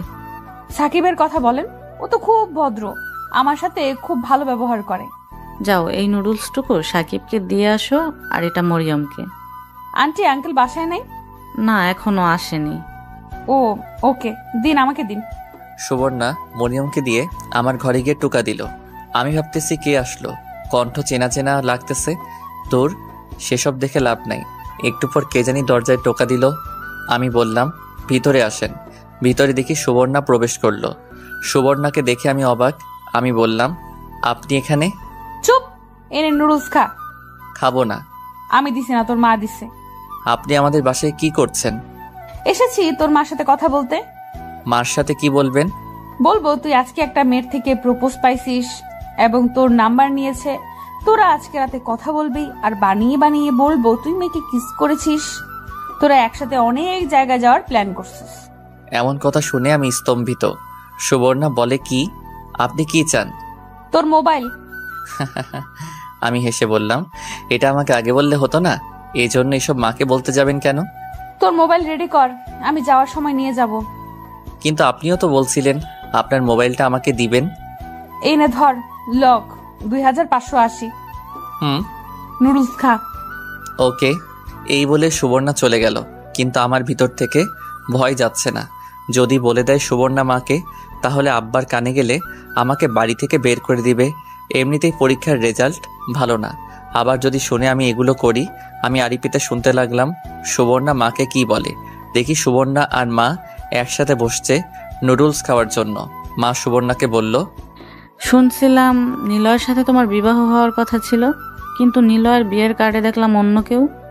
এই কথা শুনে সুবর্ণা ফুপিয়ে ফুপিয়ে কেঁদে উঠল আর কেঁদে কেঁদে বলতে লাগলো, আন্টি আমি কি ভুল করেছিলাম? নিলয় আমার সাথে কি করে এমনটা করতে পারলো? আরে কেঁদো না মা। এই বলে মা সুবর্ণাকে জড়িয়ে ধরে সান্ত্বনা দিতে লাগলো। আন্টি আমি কি দোষ করেছিলাম? সুবর্ণা কেঁদেই চলল। সুবর্ণার চোখ বেয়ে পানি পড়তে লাগলো। সুবর্ণার কষ্ট দেখে আমার অনেক খারাপ লাগলো। আসলে সুবর্ণা অনেক কষ্টে আছে। আর 4 দিন পর নিলয় ভাইয়ের বিয়ে। সেই দিন সুবর্ণা কি করবে যদি কোনো অঘটন ঘটিয়ে ফেলে? জানি মা, তোমার কোনো দোষ নেই। আসলে নিলয় তোমাকে বুঝতে পারেনি। মার সান্ত্বনা দেওয়াতে সুবর্ণা কান্না থামালো। এমন সময় দরজায় কলিং দিল। মা গিয়ে দরজা খুলল। দেখি আব্বা আসছে। আব্বাকে দেখে সুবর্ণা মাথায় কাপড় দিল আর সালাম দিল। আব্বা বলল, তুমি জানো কে? ও পাশের বাড়ির সুবর্ণা। তুমি কেমন আছো? জি আঙ্কেল ভালো। খাওয়া দাওয়া করছো? জি আঙ্কেল। কি খাওয়া দাওয়া করছো? আমাদের সাথে ডিনার করে যাবে? জি না আঙ্কেল, আমি খেয়েছি। সাকিবের মা ডিনার রেডি করো, তুমি খেয়ে যাবে। মা তুমি এসো আমাদের সাথে। সুবর্ণা মার সাথে রান্নাঘরে চলে গেল। ওইখান থেকে কথা তেমন আসে না, এরপরও শোনা যাচ্ছে। সুবর্ণা বলছে, দেন আন্টি আমি করি। তুমি করতে যাবে কেন? তুমি আসো, গিয়ে সাকিবের পড়াতে একটু সাহায্য করো। দেন আন্টি আমি এটা করে যাই। আমি ভাবলাম সুবর্ণা তাহলে আমার রুমে আসবে। আমি সুবর্ণার মোবাইল টিপতে লাগলাম। উড়াধুরা কতক্ষণ ছবি তুললাম। সুবর্ণার মোবাইল আমার থেকে অনেক ভালো আর দামি। এমন সময় সুবর্ণা ঘরে প্রবেশ করলো আর বলল, কিরে পড়ালেখা কেমন চলছে? ভালো। ভালো না চাই? আপু আপনার মোবাইলের সাথে আমার মোবাইল চেঞ্জ করবেন? আমার মোবাইল তোর পছন্দ হয়েছে? হুম। যা, আজ থেকে আমার মোবাইল তোর। সত্যি? হুম। আরে মজা করছিলাম, আমার এত লোভ নাই। তুই না বললি ব্যাংক অ্যাকাউন্ট খুলবি? ইচ্ছা ছিল, কিন্তু আপনি তো আমাকে মেরেই ফেলতেন যদি আপনার সামনে পড়তাম। তোরে বলেছে, দে তোর ফর্মটা। ফর্মটা নিয়ে কি জানি করলো আর বলল আইডি কার্ডের ফটোকপি দিতাম। ফর্মটা নিয়ে আর কলম নিয়ে মোবাইল নিয়ে মার কাছে গেল। কিছুক্ষণ পর ফিরে আসলো আর বলল, তুই কিছুদিন পর গিয়ে ব্যাংক থেকে ক্রেডিট কার্ড নিয়ে আসবি। ওকে আপু। দেখি তুই কি পড়াশোনা করতেছিস। সুবর্ণা আমার বই নিয়ে দেখতে লাগলো। সুবর্ণা এটা সেটা জিজ্ঞেস করতে লাগলো। আমি সুবর্ণার মুখের দিকে তাকিয়ে রইলাম। আসলে সুবর্ণা অনেক সুন্দরী। কেন জানি মনে হচ্ছে সুবর্ণার মতে একটি মেয়ে আমি খুঁজতেছিলাম। ঠোঁটে হালকা লিপস্টিক, মুখে তেমন মেকআপের ছোঁয়া নাই। তেমন মোটা না আবার তেমন চিকনও না, বলা যায় মাঝামাঝি। বয়সের তুলনায় একদম পারফেক্ট। কিন্তু সমস্যা একটা রয়েই যায়। আমার থেকে বড় যদি ভালোবাসার কথা বলি, না জানি আমাকে খুন করে ফেলে। তার চেয়ে ভালো সেই মিষ্টি মেয়ে নাদিরার সাথে প্রেম করা। কিরে আমার দিকে তাকিয়ে কি ভাবতেছস? না, ভাবতেছি আপনি অনেক সুন্দরী। কি বললি আবার বল। কিছু না। সুবর্ণা বসা থেকে উঠে আমার কাছে আসলো, বলল, এবার বল। আমি আপুর কানের কাছে গিয়ে বললাম, আপু আপনি অনেক সুন্দরী। এই বলে আমি দৌড় দিয়ে বাথরুমে চলে গেলাম। কিছুক্ষণ পর বের হলাম, দেখি মা ডাকছে খাওয়ার জন্য। আমরা সবাই মিলে ডিনার করলাম, সাথে সুবর্ণাও। ডিনার শেষ করার পর আব্বা বলল সুবর্ণাকে বাসায় দিয়ে আসতে। আমি আর সুবর্ণা লিফটে উঠলাম। লিফটে উঠে সুবর্ণা বলল, আসলে আমি একটু সুন্দরী না। যদি এতই সুন্দরী হতাম তাহলে নিলয় আমার সাথে এমন করবে কেন? তা জানি না। দে তোর নাম্বার দে। আমি আমার মোবাইল দিয়ে দিলাম। আমি সুবর্ণাকে বাসায় দিয়ে আসলাম। বাসায় এসে শুয়ে শুয়ে সুবর্ণার ফেসবুক আইডি দেখতেছিলাম। দেখি তার সিগারেট খাওয়া ছবিগুলো। কোনো কিছুই না ভেবে সবগুলো ছবি ডিলিট করে দিলাম। না জানি পরে কি করে। দূর দেখা যাবে। সুবর্ণা মোবাইল নিল কি জন্য সেটাই তো বুঝলাম না। রাতে তো নাদিরার ফোন দেওয়ার কথা, তাহলে কি নাদিরার সাথে কথা বলার জন্য নিয়েছে? ঘুমাই। সকালে ঘুম থেকে উঠে কলেজে গেলাম। গিয়ে সামির সাথে দেখা। সামি বলল, তোর মোবাইল সুবর্ণার কাছে দিয়েছিস কেন? আমি দিতে চাইনি, জোর করে নিয়েছে। তুই জানলি কি করে? জানবো না? রাতে নাদিরা তোর মোবাইলে ফোন দিছিল, পরে সুবর্ণা ধরে নাদিরাকে অনেক বাজে কথা বলছে যদি তোর আশেপাশে তারে দেখে তার খবর আছে। মেয়েটি খুব আশা করে তোকে বলেছিল। আমি যদি জানতাম এরকম কিছু হবে তাহলে জীবনেও দিতাম না। আর সুবর্ণা আমাকে থ্রেট দিয়েছে, যদি মোবাইল না দেই তাহলে বলে দিবে আমার আর নাদিরার কথা। কি বলবে? তোদের তো আগামীকাল দেখাই হলো, আর প্রথম কথা বললি। সুবর্ণাকে তুই চিনিস না, ও বানিয়ে বানিয়ে কত কিছু বলতো। দেখ কখন থেকে কাঁদতাছে। দেখি সত্যি সত্যি নাদিরা কাঁদতেছে। তার কাঁদা দেখে আমারও খারাপ লাগছে। এখন আমি কি বলবো? তুই গিয়ে সরি বল। ওকে সরি বলবো, কিন্তু তুই নাদিরাকে বলে দিস ও যেন আমাকে আর কল না দেয়। ওকে বলে দিব, তুই এখন গিয়ে সরি বল। আমি গিয়ে নাদিরার কাছে সরি বললাম। সুবর্ণা কাজটা কি করলো? মেয়েটির সাথে কি বাজে ব্যবহারটাই না করলো। আমি রিক্সা দিয়ে আসার সময় দেখি সুবর্ণা তার ব্যাংকের সামনে বসে আছে। আমি কাছে গিয়ে দাঁড়ালাম। সুবর্ণা বলল, তুই আসছস? বস। আপনি নাদিরাকে কি বলছেন? যা বলার বলছি। দেন আমার মোবাইল দেন। নে তোর মোবাইল, আমার মোবাইল দে। আপনার বাজে ব্যবহারের কারণে আমাকে নাদিরার কাছে সরি বলতে হয়েছে। ভালো হয়েছে। আর আপনার সাথে কোনো কথা নাই, আমাদের বাসায় আর যাবেন না। তোর বাসায় যাওয়ার জন্য আমি পড়ে রয়েছি। তুই কিন্তু আমার সাথে বাজে ব্যবহার করতেছস। আপনি যেমন আপনার সাথে তেমনই করব। আমি কেমন? আমি কানে কানে গিয়ে বললাম, একটা ফালতু মেয়ে। এই বলে আমি হাঁটা ধরলাম। আমি সোজা বাসায় চলে আসলাম। নিলয় ভাইয়ের বিয়ে উপলক্ষে পুরো বাড়ি সাজানো হয়েছে। নিলয় ভাইয়ের বিয়ে উপলক্ষে অনেক অতিথি বাড়িতে আসা যাওয়া করছে, কিন্তু আমার মন একটু ভালো না। কারণ হলো সুবর্ণার জন্য মনটা কেমন একটা টান অনুভব করছে, যদিও আমার থেকে বড়। পরদিন নিলয় ভাইয়ের গায়ে হলুদ। জানি না সুবর্ণা কি করছে, নিশ্চয়ই ঘরে বসে কাঁদতেছে। পরদিন ভাবছিলাম সুবর্ণার সাথে দেখা হবে, কিন্তু না, রাতে বেলকনিতে বসে আছি। একটু পর দেখি সুবর্ণা ছাদে এসে এক কোনায় বসে পড়ছে। ভাবলাম নিশ্চয়ই সুবর্ণার মনটা খারাপ। আমি ডাক না দিয়ে ওদের বাসার ছাদে গেলাম। গিয়ে সুবর্ণার কাছে গেলাম। দেখি সুবর্ণা শাড়ি পরছে। কিছুটা অন্ধকার, কিন্তু বোঝা যাচ্ছে সব কিছু। এত সুন্দরই লাগছিল সুবর্ণাকে। আমি বললাম, আপু আমি সাকিব, কেমন আছেন? ভালো না রে। কেন, মন খারাপ? আমি ভালো করে তাকিয়ে দেখি সুবর্ণার চোখে পানি। আমি গিয়ে পাশে বসলাম। নিলয় ভাইয়ের জন্য মন খারাপ হচ্ছে। সুবর্ণা আমার গেঞ্জির কালার ধরে বলল, চুপ, ওই হারামের নাম আমার মুখের সামনে আনবি না। ওকে। তুই আমার থেকে কত বছরের ছোট? জানি না। আমার মতে তুই আমার থেকে 3 বছরের ছোট। হয়তো। তুই তো আমার ছোট ভাই। জি আপু। আমি তোকে একটা কথা বলতে চাই। বলেন। আমার আব্বু বলছে আমাকে 1 মাসের মধ্যে বিয়ে করতে, না হলে আব্বু যার কাছে মন চায় তার কাছে বিয়ে দিয়ে দিবে। সে তো ভালো কথা। আপনার আব্বু নিশ্চয়ই কোনো খারাপ ছেলের সাথে আপনাকে বিয়ে দিবে না। তা তুই ঠিক বলছিস। কিন্তু আমার কেমন জানি ভয় করছে। ভয়ের কি আছে? জানি না। আমাকে তোর কেমন লাগে?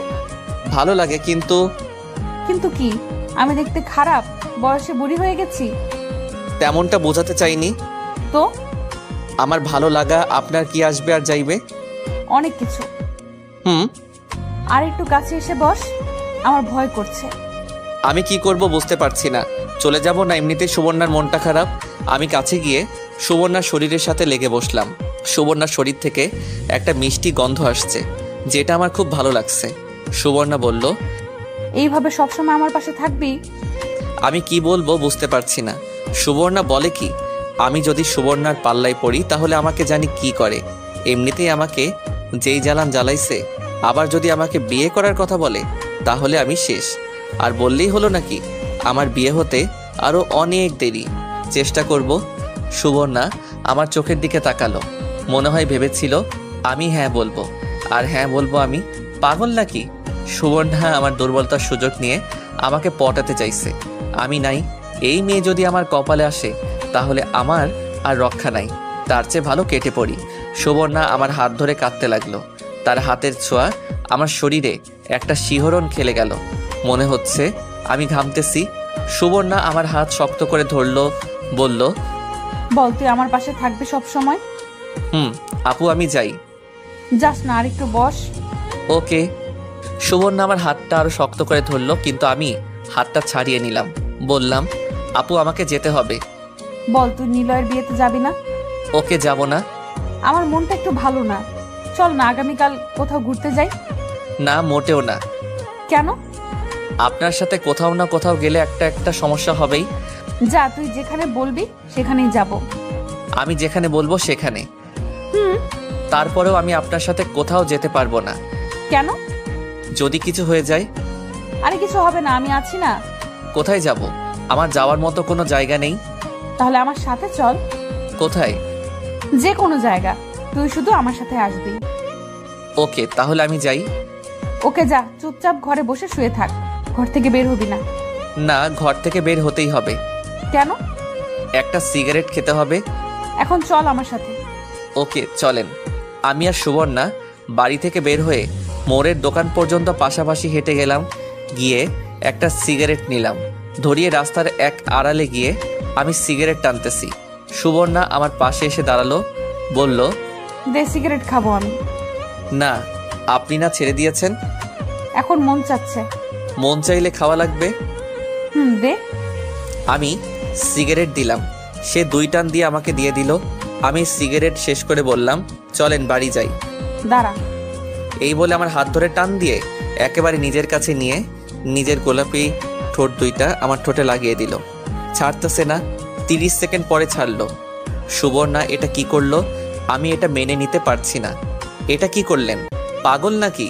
পাগল হতে যাব কেন? তো এটা কি করলেন? যাতে তোর উপর কেউ অধিকার খাটাতে না আসে, সেজন্য আমি সেই অধিকার নিয়ে নিলাম। বললেই হলো? আমার মাথা গরম হয়ে যাচ্ছে। সুবর্ণার এমন কাজ আমি কোনোভাবেই মেনে নিতে পারছি না। বড় বলে সম্মান করি, কিন্তু তাই বলে এমন কাজ করবে? আমার মাথা গরম হলে কি জানি কি বলে ফেলি, তার কোনো ঠিক ঠিকানা থাকে না। তো চুপ, একদম চুপ। লুচ্চা মেয়ে, নিলয় ভাই আপনাকে খেয়ে ছেড়ে দিয়েছে। দেখছি না ছাদের মধ্যে আপনাদের কীর্তিকলাপ। বয়স্ক বুড়ি মেয়ে এখন আসছে আমার উপর অধিকার খাটাতে। আপনাদের মতো বেহায়া মেয়েদের আমি 2 চোখে দেখতে পারি না। আমার দুর্বলতার সুযোগ নিয়ে আপনি এমন কাজ কি করে করতে পারলেন? যত সব ফালতু মেয়ে, আর জীবনেও আমার ধারে কাছে আসবেন না। কি? আমি লুচ্চা মেয়ে, বয়স্ক বুড়ি? নিলয় আমাকে খেয়ে দিছে? ছি ছি সাকিব, ছি। তোকে আমি ভালো ভাবছিলাম। আপনি তো সবাইকে ভালো ভাবেন, নিলয় ভাইকে ভালো ভাবছিলেন না? দেখছেন কিভাবে আপনাকে খেয়ে ছেড়ে দিয়েছে? আমার তো মনে হচ্ছে আপনার পেটে। ঠাস ঠাস করে 2টা চড় দিল আমার গালে আর বলল, চুপ কুত্তা চুপ। আর একটা কথা বললে তোকে আমি খুন করে ফেলবো। মারেন আমাকে, আরো মারেন। ঠিকই আছে, নিলয় ভাই আপনাকে ছেড়ে দিয়েছে। আপনার মতো মেয়েদের এমন হওয়াই উচিত। চুপ, কোনো কথা বলবি না। এই বলে সুবর্ণা জোরে জোরে চিৎকার করে কাঁদতে লাগলো। আমার যেন কি হয়ে গেছে। আমার মাথা ঠিকমতো কাজ করছে না। প্লিজ আপু, আমাকে ছেড়ে দেন। আমাকে আর জ্বালায়েন না। আমরা এই 1 মাসের মধ্যে আব্বাকে বলে বাসা ছেড়ে দেওয়ার চেষ্টা করতেছি। প্লিজ, আল্লাহর দোহাই লাগে, আমাকে আর জ্বালায়েন না। এই বলে আমি চলে আসলাম। আমার মাথায় রক্ত উঠে গেছে। কি কি জানি বলছিলাম সেটাই এখন খেয়াল আসছে না। বাসায় এসে দরজা বন্ধ করে শুয়ে পড়লাম। সাব্বির যাওয়ার পর সুবর্ণা সেখানেই দাঁড়িয়ে রইল। সুবর্ণার মাথা ঠিকমতো কাজ করছে না। কী সব ভাষা বলছে সাব্বির। সাব্বির এত নোংরা কথা বলতে পারে সুবর্ণার আগে জানতো না। এর বিচার সুবর্ণা করবে।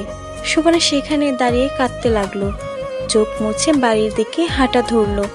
বাসায় এসে সুবর্ণা কোনো কথা না বলে শুয়ে পড়লো। শুয়ে শুয়ে ভাবতে লাগলো, সাব্বির এত নিচে নামতে পারে? নিলয় তো সুবর্ণাকে এত নোংরা কথা বলেনি। সাব্বিরকে এর শিক্ষা দিতে হবে। সুবর্ণা এমন কি করলো?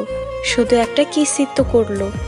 আর কিস তো প্রত্যেক ছেলেই পছন্দ করে। সকল ছেলেরাই তো চায় তার প্রিয়জনের কাছ থেকে। সাব্বির হয়তো এসব প্রথম, তাই মেনে নিতে পারিনি। আর আমারই সব ভুল, আমি বেশি তাড়াহুড়া করে ফেলছি। কিন্তু সাব্বির, সে যে কথাগুলো বলল তা কখনো মেনে নেওয়া যায় না। আর এই জন্য সাব্বিরকে কখনো ক্ষমা করতে পারবো না। এই শিক্ষা সাব্বিরকে দিতে হবে। কিন্তু কিভাবে? সুবর্ণা একটা বুদ্ধি বের করলো। সাব্বিরকে কোনো কিছু না জানিয়ে ডিরেক্ট বিয়ে করতে হবে। এর জন্য সবার আগে সাব্বিরের মা বাবার পারমিশন নিতে হবে। সুবর্ণার টাকা পয়সার কোনো অভাব নেই। যত টাকা দাবি করবে তত টাকাই দিতে পারবে। জায়গা জমি সব আছে সুবর্ণার, শুধু নেই একটা মনের মতো মানুষ, যাকে সে নিজের মতো করে রাখতে পারবে। নিজের রাগ অভিমান দুঃখ কষ্ট বলতে পারবে। এসব ভাবতে ভাবতে সুবর্ণা ঘুমিয়ে পড়ল। পরের দিন নিলয় কুত্তার বিয়ে। এর জন্য সেদিন সুবর্ণা বাসা থেকে বের হয়নি। 2 দিন পর সকালে খেয়াল করলো, দেখলো কখন সাব্বির কলেজে যায়। সাব্বির কলেজে যাওয়ার পর শোভনা চলে গেল তাদের ফ্ল্যাটে। শোভনা সাব্বিরদের বাসায় গিয়ে নক করলো। আন্টি কেমন আছেন? আরে সুবর্ণা, মা কেমন আছো তুমি?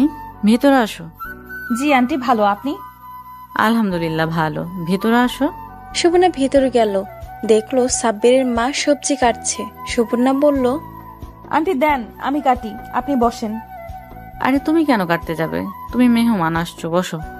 আন্টি মেহমান বলে লজ্জা দিয়েন না, আর আমি সকালে অবসর থাকি। তুমি না ব্যাংকে চাকরি করো?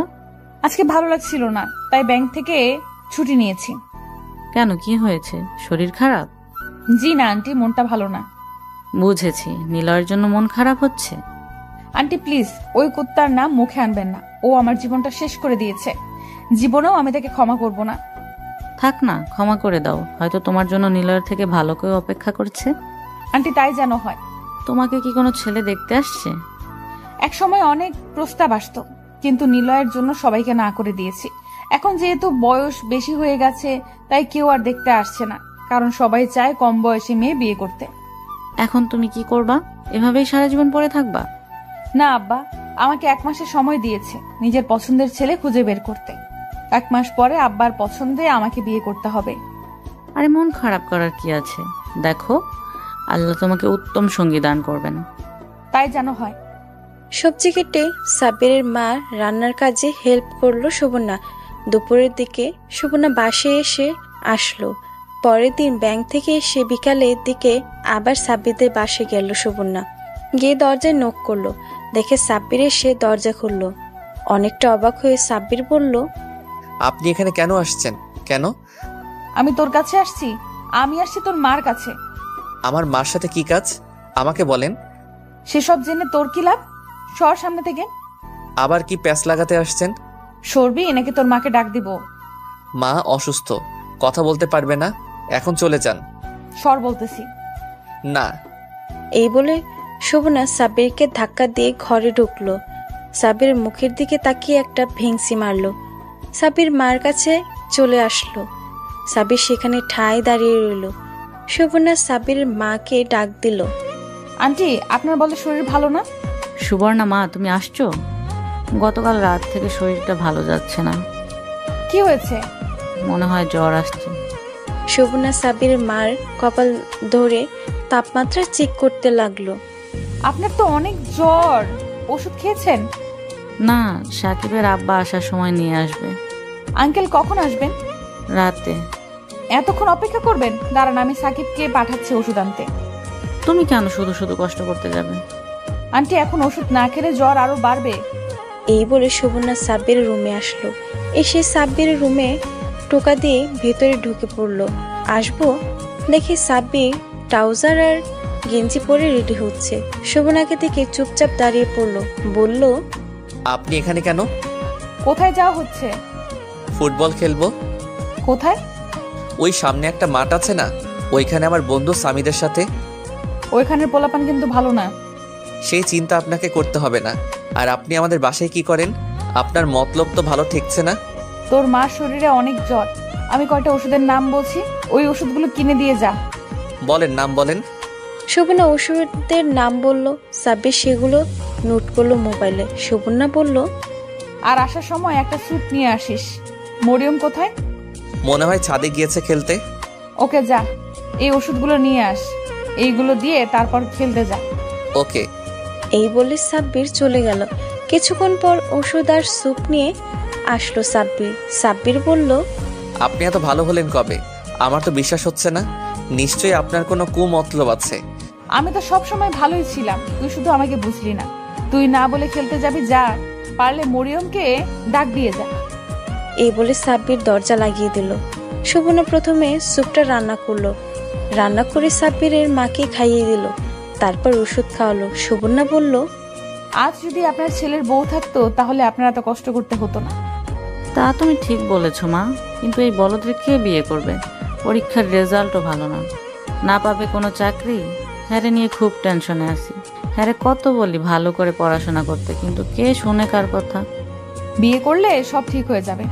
কিন্তু হ্যারে কে বিয়ে করবো? চাকরি নিয়ে টেনশন করতে হবে না, আমার ব্যাংকের কোনো এক পোস্টে তারে ঢুকিয়ে দেবো, সমস্যা নেই। ওকে মা, সেটা পরে দেখা যাবে। এখন শরীরটা কেমন লাগছে? আগের থেকে অনেক ভালো। আন্টি তাহলে আমি যাই? বসো, আর একটু পরে যাও। ওকে। মা, তোমাদের ব্যাংক থেকে কি লোন নেওয়া যায়? লোন নিয়ে কি করবেন? তোমার আঙ্কেল একটা ফ্ল্যাট কেনার চিন্তা করছে। এভাবে আর কত অন্যের বাসায় ভাড়া থাকবো, তাই একটা ফ্ল্যাট কেনার চিন্তা ভাবনা করছে। কিন্তু ফ্ল্যাট কিনতে যে টাকা লাগে তা এখন তোমার আঙ্কেলের কাছে নাই। 10 লক্ষ টাকার মতো শর্ট পড়ে। এখন তোমার আঙ্কেল ভাবতেছে ব্যাংক থেকে টাকা লোন নেবে। লোন দেওয়া যাবে, এই বিষয়ে আমি আঙ্কেলের সাথে কথা বলবো। ওকে, তুমি আঙ্কেলের সাথে কথা বললো, অনেক উপকার হবে। আপনি কোনো টেনশন করিয়েন না, আমি আঙ্কেলের সাথে কথা বলতেছি। ওকে, যাও। যাওয়ার সময় মরিয়মকে ডাক দিয়ে যেও। ওকে। সুবর্ণা ঘর থেকে বেরিয়ে যায়। এমন সময় আবার সাব্বিরের সাথে দেখা। সাব্বিরকে দেখে সুবর্ণা ভেঙচি মেরে বলল, আমাকে ওই দিন নোংরা ভাষায় গালিগালাজ করছিলি না, সেই বিচার তোর করতেছি, কিছুদিন অপেক্ষা কর। কি গালিগালাজ করছি? যেটা সত্যি সেটাই তো বললাম। আবার এর শাস্তি আমি তোকে নিজ হাতে দিব। দেখবো নে, প্লিজ আমাদের বাসায় আইসেন না। আসবো না কেন, 100 বার আসবো। জানতো এখান থেকে। তোর মা বলছে মরিয়মকে ডাক দিতে। এই বলে মুখ ভেঙচি মেরে চলে আসলো সুবর্ণা। সুবর্ণা বাসায় এসে ভাবলো কাজ অর্ধেক হয়ে গেছে, এখন শুধু প্রস্তাব দেওয়া। আগে নিজে দিব, পরে আব্বার হাতে দেয়াবে। আমি সুবর্ণার আচরণ কিছুই বুঝতে পারছি না। ভাবছিলাম ওই দিন যে অপমান করলাম, তারপর থেকে আর আমাদের বাসার ত্রিসীমানায় দেখব না। এখন দেখছি সে সারাক্ষণ আমাদের বাসায় থাকে। কি মুশকিল না করি আসতে, তারপরও বেহায়ার মতো বলে আসবে। আসলে আসুক, তাতে আমার কি। এদিকে আমার পরীক্ষা চলছে, পরীক্ষা কেন জানি ভালো হচ্ছে, মনটাও খুব ভালো। রাতে আমরা সবাই একসাথে বৈশা খাইতেছি। মা বলল, তোর আব্বা একটা ফ্ল্যাট কিনতেছে। কোথায়? ওই যে সামনে দেখছোস না, একটা নতুন বাড়ি হচ্ছে, ওটাতে। বাড়ি বানানোর প্রায় কমপ্লিট, আর বোধহয় 2-3 মাসের মতো লাগবে। কিন্তু টাকা কিছু শর্ট পড়ে, সেই টাকা ব্যাংক থেকে লোন নিব। পাশের বাড়ির সুবর্ণার সাথে কথা বলছি, ও বলছে তাদের ব্যাংক থেকে দেয়া যাবে। লোন নেওয়ার কি দরকার? দেশের বাড়ি থেকে জায়গা বিক্রি করলেই তো হয়। ওই একই, দেখা যাক। আগে সুবর্ণার সাথে কথা বলি, দেখি কি বলে। বুঝে হয় নেব, না হলে অন্য ব্যবস্থা করতে হবে। আমি ভাবলাম ভালোই হবে, নিজেদের একটা পার্মানেন্ট বাসা থাকলে। কিছুদিন পর পর বাসা চেঞ্জ আর ভালো লাগে না। আমি খেয়ে দিয়ে রুমে এসে পড়তে বসলাম। পরীক্ষা খুব ভালো করতে হলো। পরদিন পরীক্ষা দিয়ে আসার সময় নিলয় ভাইয়ের সাথে দেখা। নিলয় ভাই বলল, সাকিব কি খবর, কেমন আছো? জি ভাই, ভালো। ইদানিং দেখতাছি সুবর্ণা তোমাদের বাসায় খুব আসা যাওয়া করতেছে, কারণটা তুমি জানো? না ভাই, মার সাথে দেখা করে ব্যাংক সম্পর্কে কি যেন কথা, এগুলো তেমন কিছু জানি না। ওরে বেশি প্রশ্রয় দিও না, তোমার জীবন শেষ করে ফেলবে। কিন্তু ভাই, আমি শুনলাম আপনার সাথে তার বিয়ে হওয়ার কথা, কিন্তু বিয়ে দেখি হলো না। আরে ওই মেয়েটাকে কে বিয়ে করতে যাবে? সে আমার জীবনটা শেষ করে দিয়েছে। সে এত পরিমাণ জ্বালিয়েছে আমারে, তা বলে শেষ করা যাবে না। আমি ভাবছিলাম বিয়ের পর জানি আমার কি করবে, সেই ভাই আমি তাকে বিয়ে করি নাই। কিন্তু ভাই, আমরা তো শুনলাম বয়স বেশি হওয়ার কারণে আপনি তাকে বিয়ে করেননি। সেটাও একটা কারণ আছে, কিন্তু সে আমাকে খুব প্যারা দিত। কিন্তু তার কাছে আপনি সারা জীবন ঘৃণার পাত্র হয়ে থাকবেন। আরে ছোট ভাই, জীবনে এরকম সমস্যা কিছু আসবেই, সেটা কোনো প্রবলেম না। তোমাকে আমি একটা সাজেশন দেই, তাকে সবসময় এড়িয়ে চলবা, না হলে তোমার জীবন শেষ করে দিবে। ওকে ভাই। আমি বাসায় আসলাম, এসে দেখি সুবর্ণা মার সাথে জমিয়ে আড্ডা দিচ্ছে। আমি আমার রুমে চলে আসলাম। নিলয় ভাইয়ের কথাগুলো মনে পড়ছে। সে খুব প্যারা দেয়, সেটা ঠিক, কিন্তু বয়স কোনো ফ্যাক্টর না। আমি বুঝতে পারছি না সুবর্ণা চাচ্ছেটা কি। সারাক্ষণ মার সাথে থাকে। দূর, সেসব দেখে লাভ নাই, আমি আমার মতো থাকি। পরীক্ষা শেষ হলো, পরীক্ষা সবগুলো ভালো হলো, মনটাই অন্যরকম লাগছে। কলেজ থেকে ছুটি পাওয়া গেছে, এখন ভাবছি কিছুদিন শান্তি মতো রেস্ট করতে পারবো আর ঘুরতে পারবো। পরীক্ষা যেদিন শেষ করলাম, পরদিন আব্বা এসে বলল, কিরে, তোর তো পরীক্ষা শেষ, যা তো গ্রামের বাড়ি থেকে ঘুরে আস। কেন, সেখানে কোনো কাজ আছে? জমিগুলো দেখে আসবি। মোট কতটুকু জমি আছে সেগুলো মাপতে হবে, আর হিসেব করতে হবে কত লক্ষ টাকা জমি আছে। ফ্ল্যাটের জন্য টাকা বের করতে হবে। তাই চিন্তা করলাম জমিটুকু বিক্রি করে ফেলি। কখন যাব? এখন চলে যা, আজকে সারা রাত থাইকা পরের দিন সন্ধ্যায় সেখান থেকে রওনা দিস। ওকে, আমি রেডি হয়ে দেশের বাড়ির উদ্দেশ্যে রওনা দিলাম। শোভনা পরের দিন ঠিক করলো সাব্বিরের মাকে বলবে। রীতিমতো দুপুরের পর শোভনা সাব্বিরদের বাসায় এসে হাজির। সাব্বিরের মা দেখে অনেক খুশি হলো। শোভনা বলল, এই নিন আন্টি। শোভনা আসার সময় শুটকি ভর্তা করে নিয়ে আসছিল। সাব্বিরের মা দেখে খুব খুশি হলো। শোভনা বলল, আন্টি একটা কথা বলার ছিল, কিন্তু সাহস হচ্ছিল না। সাহসের কি আছে? তুমি তো আমার মেয়ের মতোই, বলো কি বলবা। কি করে যে বলি। আরে বলো তো, লজ্জার কি আছে? আন্টি, সাকিবকে আমি বিয়ে করতে চাই। আন্টি শোভনার এমন কথা অপ্রস্তুত হয়ে যায়। কিছুক্ষণ শোভনার মুখের দিকে তাকিয়ে থাকে। শোভনা বোকার মেয়ের মতো মাথা নিচু করে বসে রইল। সাব্বিরের মা বলল, কিন্তু মা, সাকিবের তো বিয়ের বয়স হয় নাই। আন্টি ওর বয়স কত? 22 হবে হয়তো। আন্টি বিয়ে করার একদম পারফেক্ট। কিন্তু মা, সে এখনো পড়াশোনা করে, তোমাকে কি খাওয়াবে? তোমাকে খাওয়াবে কি? আর কবে না কবে চাকরি পায় তার কোনো ঠিক ঠিকানা আছে? আন্টি আমি চাকরি করি, সেসব টেনশন আপনাকে করতে হবে না। কিন্তু মা, আসল কথা হলো সে তোমাকে পছন্দ করে কিনা। সে যদি তোমাকে পছন্দ করে তাহলে আমাদের বিয়ে দিতে প্রবলেম নাই। আন্টি তার পছন্দ দিয়ে আমার কোনো কিছু আসে না। পছন্দ হলো আপনাদের হাতে। আপনি আর আঙ্কেল যদি হ্যাঁ বলে দেন তাহলে সে কখনোই না করতে পারবে না। তারপরেও তার পছন্দ দেখা উচিত না? শোভনা কাঁদতে কাঁদতে বলতে লাগলো, আন্টি প্লিজ না করেন না। আব্বা কার কাছে জানি বিয়ে দেয়, তার কোনো ঠিক ঠিকানা নাই। এমনও হতে পারে আমার সারা জীবন কুমারী হয়ে থাকতে হবে। প্লিজ আন্টি না করেন না। শোভনার চোখের পানি দেখে সাব্বিরের মা এসে শোভনাকে জড়িয়ে ধরল। শোভনা সাব্বিরের মাকে জড়িয়ে ধরে আরো জোরে জোরে কাঁদতে লাগলো। সাব্বিরের মা বলল, কেঁদো না মা, কেঁদো না। এর জন্য কাঁদতে হবে? আমি তোমার আঙ্কেলের সাথে কথা বলবো। শোভনার চোখের পানি মুছে বলল, প্লিজ আন্টি না করেন না। আপনি তো আমার মায়ের মতো। আপনি কি আপনার মেয়ের এমন কষ্ট সহ্য করতে পারতেন? সুবর্ণা, আমি তো বলছি তোমার আঙ্কেলের সাথে কথা বলবো, আর সাকিবকে জিজ্ঞেস করি তার কি মত। প্লিজ আন্টি, সাকিবকে এই সম্পর্কে কিছু বলবেন না। কেন? আমি তাকে সারপ্রাইজ দিতে চাই। আমি এটা করতে পারবো। সে তোমাকে বিয়ে করবে, তার মত অবশ্যই থাকতে হবে। না আন্টি, তাকে প্লিজ বলবেন না। আপনি আর আঙ্কেল রাজি থাকলেই হবে। ওকে, তোমার আঙ্কেলকে জিজ্ঞাসা করে দেখি। আন্টি প্লিজ না করেন না। আন্টি আপনার পায়ে পড়ি। আরে কি করছো? ওকে, তুমি আগামীকাল তোমার বাবা আর মাকে নিয়ে আমাদের বাসায় এসো। ওকে তাহলে আন্টি আমি এখন যাই। ওকে। শোভনার খুশি ধরে না। সাব্বিরের মা ম্যানেজ করে ফেলেছে। এখন শুধু সাব্বিরের বাবা হ্যাঁ বললেই হলো। সাব্বির তুই রেডি থাক, তোর খবর আছে। এই সবগুলোর বিচার করব বাসর রাতে। পরের দিন যখন দেখলো সাব্বির পরীক্ষা দিয়ে বের হচ্ছে, তখন শোভনা তার মা আর বাবাকে নিয়ে সাব্বিরদের বাসায় হাজির। শোভনার বাবাকে শোভনা আগে থেকেই সবকিছু বলে রেখেছিল। ভেতরে ঢুকে সালাম দিল শোভনা। আঙ্কেল কেমন আছেন? জি ভালো। আঙ্কেল আমার আব্বা আর আম্মু ভিতরে আছেন, ভিতরে আছেন। শোভনা আর শোভনার বাবা আর মাকে নিয়ে ভিতরে ঢুকলো। সাব্বির মা সবাইকে হালকা নাস্তা দিল। শোভনার আব্বু বলল, আমার মেয়েটা আপনার ছেলেকে বিয়ে করতে চায়, আপনার কি মত? সাকিবের মা আমাকে রাতে এই বিষয়ে বলেছে। এখানে আমার কি বলার আছে? বিয়ে করবে ওরা দুজন, ভবিষ্যতে সংসার করবে ওরা। এখানে আমি কি বলবো? এক্ষেত্রে সাকিব যদি রাজি থাকে, সাকিবের যদি সুবর্ণাকে পছন্দ করে, তাহলে আমার কোনো সমস্যা নেই। কিন্তু সুবর্ণা চাচ্ছে সাকিবকে না বলে বিষয়টা শেষ করতে। না, আমি সাকিবের মত না নিয়ে কোনো কিছু সিদ্ধান্ত নিতে পারবো না। পরে কোনো সমস্যা হলে সাকিব দুষবে আমাদের। আরে থাক না, সমস্যা হবে কেন? সুবর্ণা মা তো খুব ভালো একটা মেয়ে। ভালো মেয়ে সেটা তো জানি, এই সমাজ তার মতো ভালো মেয়ে পাওয়া মুশকিল। কিন্তু সাকিবের তো একটা মত প্রকাশের স্বাধীনতা আছে, তাকে অবশ্যই বলতে হবে। আপনি বললে সাকিব কখনোই না করতে পারবে না। জানি না করতে পারবে না, হেলে তো জিজ্ঞেস করতে হবে। শোভনা হাসতেছে। সাব্বির আব্বা রাজি হচ্ছে না। শোভনা সাব্বিরের আব্বার পায়ে ধরে কাঁদতে কাঁদতে বলতে লাগে, আঙ্কেল প্লিজ এমন করেন না।